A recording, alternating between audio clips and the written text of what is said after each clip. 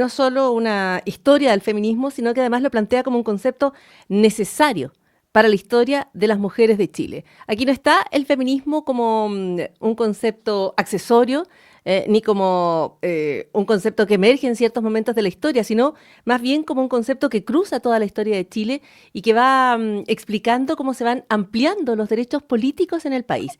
Esa es en parte la mirada de la historiadora Ana María Stuen. Ella es profesora titular en la Universidad Católica, en la Universidad Diego Portales, es doctora en historia de la Universidad de Stanford y ha dedicado buena parte de su carrera a relevar y a describir y a contar la historia de las mujeres intelectuales en el país. Ana María, ¿cómo estás? Bienvenida. Hola, ¿cómo estás, Paula? Muchas gracias por la entrevista.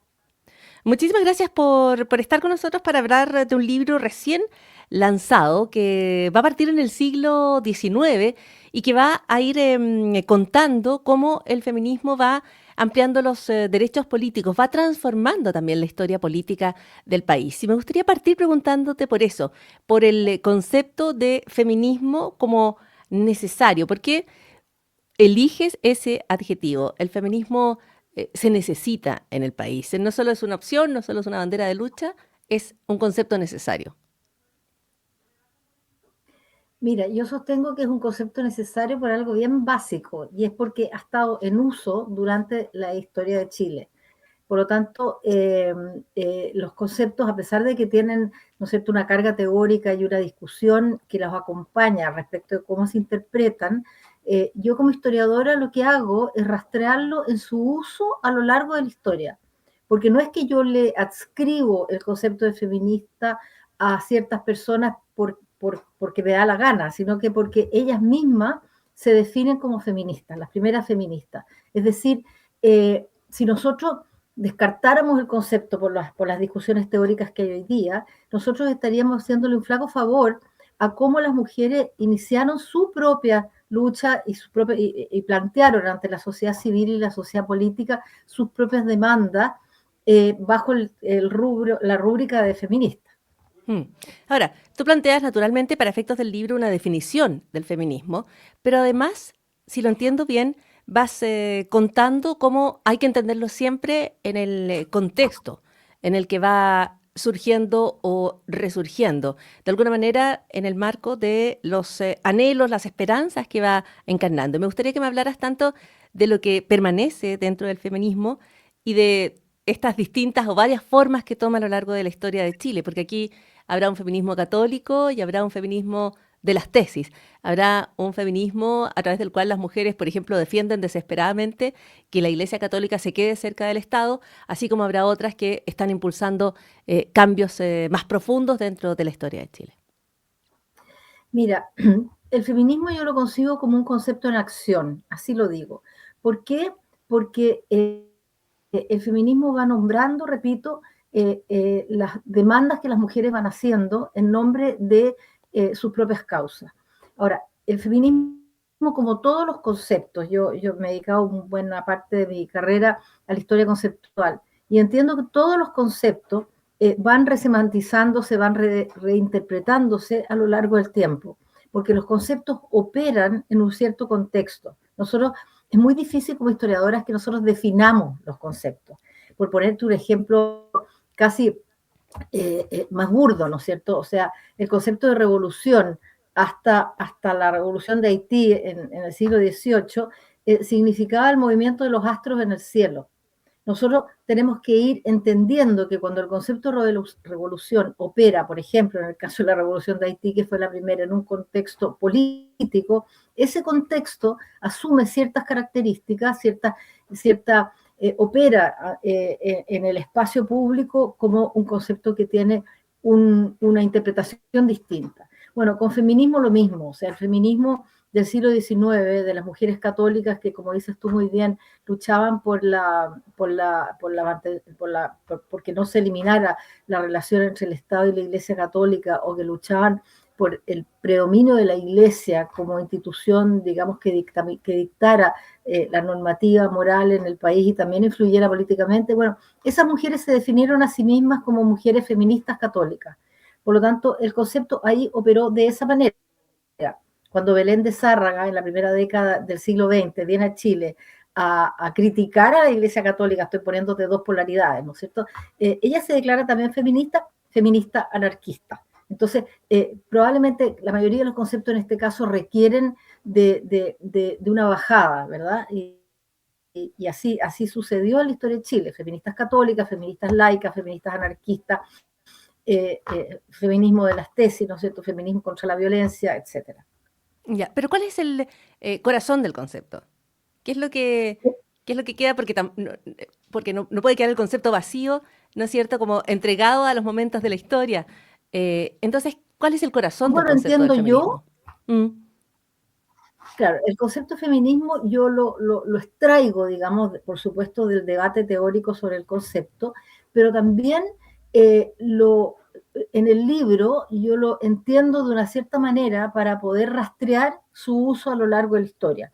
O sea, yo considero feminista para efectos de mi libro y en la forma como va operando, digamos, a lo largo de la historia, como una persona que reconoce la capacidad de las mujeres para interpretar su propia realidad, o sea, su propia experiencia vital, que nosotros somos capaces de entender nuestra experiencia vital y nombrarla y decirla y decir cómo la entendemos, que nosotros podemos definir autónomamente nuestras necesidades, que somos las propias mujeres, y por eso se habla de demandas feministas y de luchas feministas, y que nosotros podemos formular nuestros propios valores desde nuestro ser femenino. mm. Ahora, Ahora, eso no en esa... excluye, Ujú. perdón, no, te quiero decir que eso no excluye que el feminismo, operando en contexto, digamos, tiene que complejizar también su operación, ¿no es cierto? O sea, en el siglo XX, XXI, cuando estamos hablando de conceptos de género, entendiendo que la relación entre los sexos es relacional y que hay condiciones sexuales que no son necesariamente masculino y femenino, bueno, eso entra a dialogar, digamos, con las luchas feministas. Ya, o sea, tú lo que estás planteando es no solo en análisis histórico, sino que de alguna manera yo creo que invitar a esa reflexión que es en conversación, que es siempre dinámica respecto al feminismo y probablemente respecto a todo lo que nos ocurre.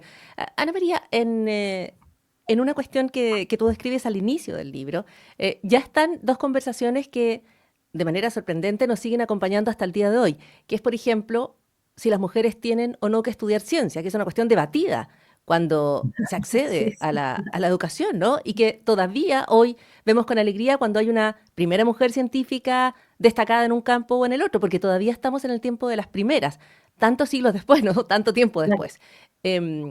claro. Es todavía, y eso nos habla, o yo creo que es una muestra de cómo estas son batallas muy largas, son demandas que es necesario ir renovando de alguna manera año tras año, década tras década.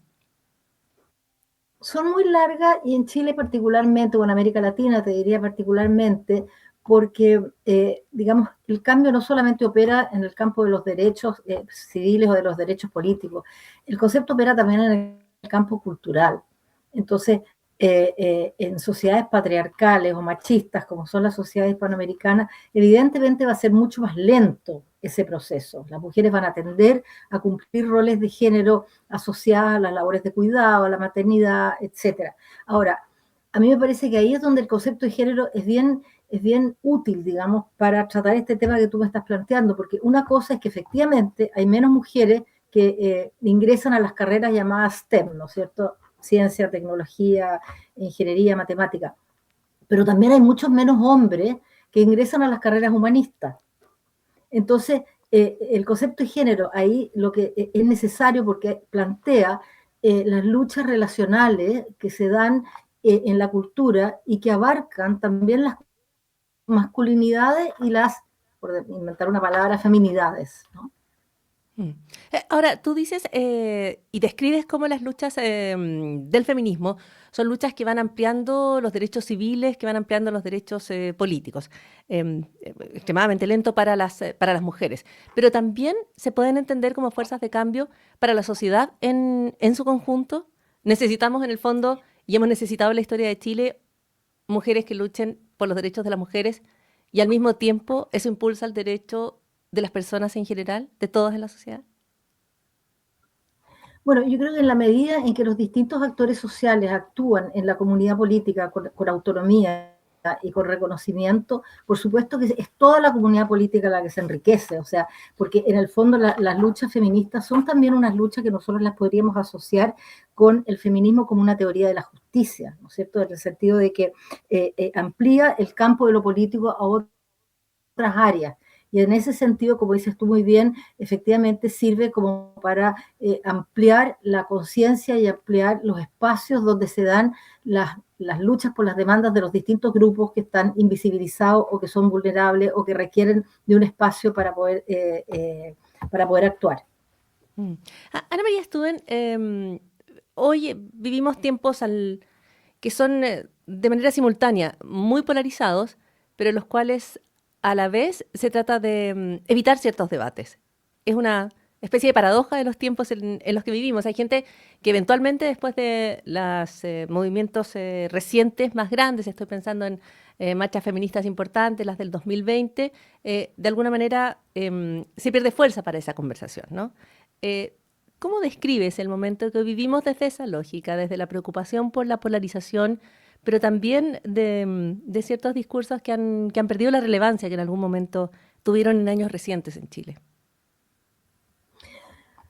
Claro, yo creo que Chile es en alguna medida una sociedad bastante negadora, ¿no? Y que le tiene bastante miedo, digamos, al cambio. Eh, Desde mi perspectiva, lo que sucedió en el 18 y en el 19 respecto a los movimientos feministas despertó con cierta razón un cierto escepticismo respecto del uso del concepto de feminismo. O sea, hay mucha gente que no se declara feminista porque entiende el feminismo como un movimiento radical, un movimiento antimasculino, porque efectivamente ese feminismo tuvo ciertos rasgos antimasculinos, ¿no es cierto? Tomas universitarias donde no dejaban entrar a los hombres, por ejemplo. Eso es un atentado contra el concepto de género, porque el concepto de género lo que promueve es justamente que los avances son relacionales. O sea, mientras los hombres no cambian, tampoco van a cambiar las mujeres, mientras las mujeres no cambian, tampoco van a cambiar los hombres. Entonces, efectivamente son movimientos que despertaron cierta resistencia y que esa resistencia se mantiene hasta el día de hoy, o, o simplemente no entra en el discurso polarizante porque los distintos actores no quieren comprometerse con una postura o con otra postura, ¿no es cierto? Entonces, efectivamente, en sociedades polarizadas nosotros vemos que eh, que hay debates que quedan, por decir, debajo de la alfombra. Mm. ¿Y crees que ese es el momento que se vive en Chile? Y si es así, ¿cómo afecta las conversaciones que todavía son muy importantes, los pendientes que son muy importantes desde el punto de vista de una justicia para la sociedad completa, ¿no es cierto? Pero que se ven y deben ser y necesitan de la fuerza del empuje de las mujeres. Estoy pensando en todas aquellas ideas que apuntan a compartir las tareas de cuidado o todos los empujes que apuntan a, en una política pública puntual en discusión hace tanto tiempo, por ejemplo, lo de la sala cuna. ¿Cómo ves esa dinámica? Bueno, yo creo que es el tema de la sala cuna justamente demuestra la necesidad de mantener activa el feminismo en el sentido de continuar en la lucha por la igualdad sustantiva de las mujeres, porque mientras las mujeres tengamos dificultades para poder acceder al trabajo, un 10% de cesantía femenina versus un 8% de cesantía masculina, mientras nosotros estemos sometidas a ese tipo de realidades, efectivamente va a ser muy difícil que podamos hablar de una igualdad sustantiva. Entonces, me parece la sala cuna, por ejemplo, una buena instancia, digamos, donde el feminismo ha tenido una participación activa y donde a mí me parece que va a ser necesario que continúe teniéndola de tal manera que el proyecto Sala Cuna salga como corresponde. Pero en general, yo creo que a lo que estamos apuntando es al paso de esta igualdad formal, de fondo en algunos aspectos, pero aún no sustantiva, porque se mantienen brechas laborales y brechas en el tema de los cuidados, brechas en la corresponsabilidad, por ejemplo. Bueno, todo esto justifica, creo yo, el que sigamos hablando del concepto de feminismo, no entendiéndolo como un concepto antimasculino, sino que entendiéndolo como un concepto asociado al género y como relacional entre hombres y mujeres. Mm.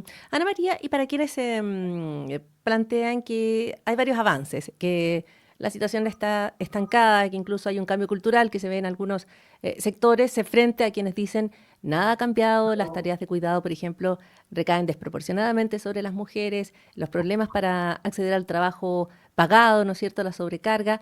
Em, ¿qué, qué- qué definirías como avances sustantivos o avances hacia la igualdad sustantiva pendientes? ¿Y cómo valoras eso que algunos describen aquí? Ya hay un cambio cultural, aquí ya hay cosas que hay cambiado, ya hay nuevas generaciones que ven las cosas distintas.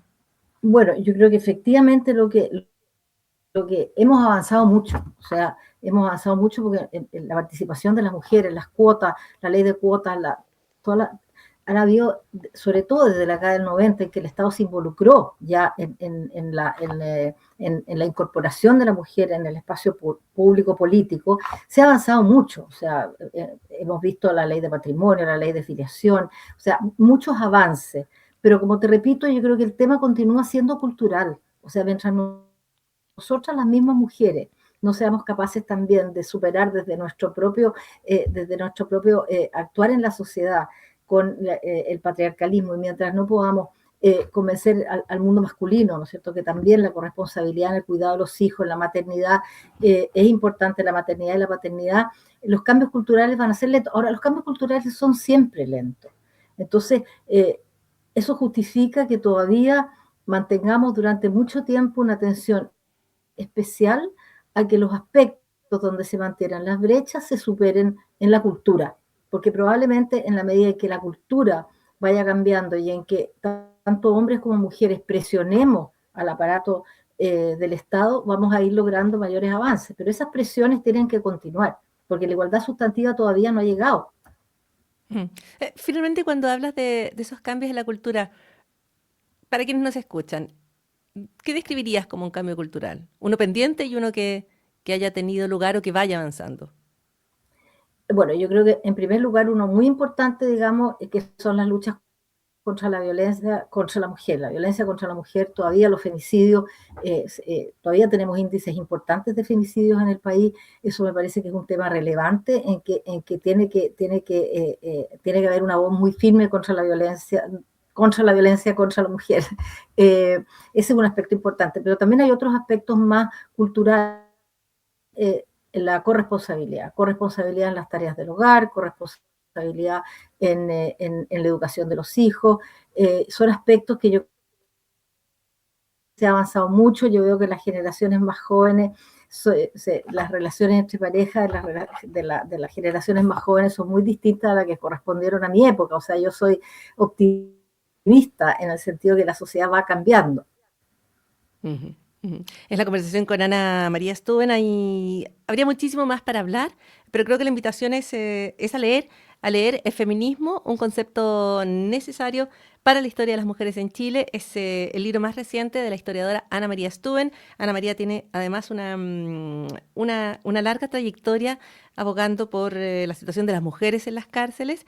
Es algo que es necesario mencionar porque ha sido una voz un poco solitaria apuntando a la situación en que las mujeres enfrentan la cárcel en el país y de qué manera esa experiencia podría ser también más humana. Ana María, muchísimas gracias por los minutos con Radio Cooperativa y hasta la próxima. Muchas gracias a ti, y como dices tú muy bien, eh, si hay un especial campo invisibilizado es el campo de la privación de libertad, así que ahí hay una tarea pendiente para el Estado en términos de reinserción y de capacitación de las mujeres para que puedan volver a sus hogares, y sobre todo que si estamos hablando de defender a la familia, bueno, ahí hay familias, muchas familias, así que muchas gracias, Paula. Muchísimas gracias. Ana María Stúben en Cooperativa. Muchas gracias, Ana María. Oye, ya no estamos en el aire, me imagino. ¿Cuándo sale esto? Sal